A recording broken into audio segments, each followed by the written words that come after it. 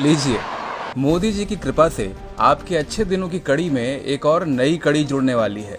अगर आपकी जेब में खनखनाता हुआ खजाना है, तो फिर अच्छे दिनों के इस करिश्माई साल में आप भारतीय रेल को भी खरीद सकते हैं। जी हाँ, अब कागज कलम उठा के ताज़ा खबर नोट कर लीजिए। खबर यह है कि देश के 109 रूट पर चलने वाली 151 रेलगाड़ियों की बोली लगाने के लिए बाजार खोल दिया गया है। इसका सीधा सा मतलब ये है, आइए बोली लगाइए और ट्रेन खरीद लीजिए। जी हाँ, पड़ गए ना चक्कर में। आज़ाद भारत के इतिहास में ऐसा पहली बार होने जा रहा है। धन्य है पीयूष गोयल जी और धन्य है मोदी जी का विजन। अब तक तो हम और आप सिर्फ ट्रेन का टिकट खरीदते आए थे।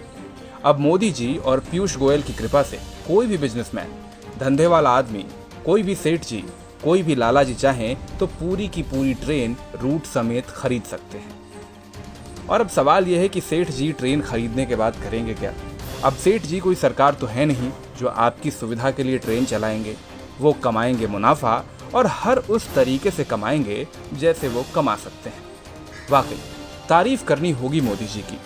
70 साल के इतिहास में पहली बार ट्रेन की नीलामी होने जा रही है।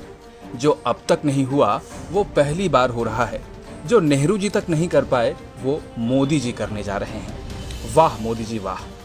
गरीबों का ख्याल हो ना हो, कारोबार करने वाले सेठ जी लोगों का कितना ध्यान है।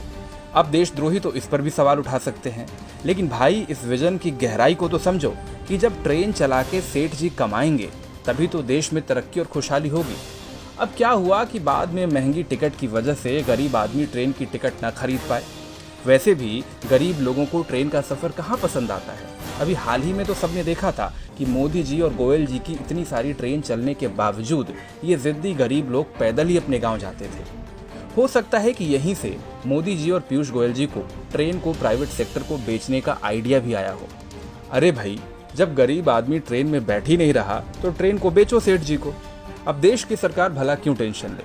सेठ जी चलाएंगे अपनी ट्रेन और कमाएंगे अपना मुनाफा। जिसे ट्रेन में चढ़ना हो चढ़ ले।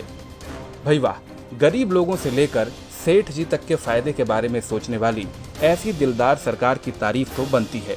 और साथ ही तारीफ बनती है इनके तेज तर्रार एटीट्यूड के लिए भी। एकदम फटाफट अंदाज में 1 जुलाई को मिनिस्ट्री ऑफ रेलवे ने प्राइवेट कंपनियों से प्रपोजल भी मंगवा लिए हैं। भारत सरकार को उम्मीद है कि इससे वो प्राइवेट कंपनियों से करीब 30,000 करोड़ रुपए तक का इन्वेस्टमेंट जमा करेगी।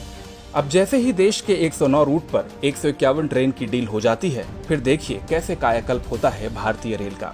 हो सकता है कि जल्द ही न्यूज चैनल आपको ये भी समझाना शुरू करें कि भारतीय रेल की कृपा बस यही रुकी हुई थी। हरी चटनी के साथ 151 ट्रेन की डील जैसे ही फाइनल होगी, भारतीय रेल पर कृपा एकदम से बरस पड़ेगी। खैर, हम तो पत्रकार हैं। हम तो भारतीय रेल के साल 2004 में फायदा कमाने की खबर से भी एक्साइटेड थे और अब रेल बिकने की खबर सुनकर भी उत्साहित हैं। वो कहते हैं ना, मोदी जी ने किया है तो कुछ सोच समझ के ही किया होगा। अब जाते जाते आप भी कमेंट सेक्शन में अपनी ज्ञान वर्षा जरूर करते जाइएगा।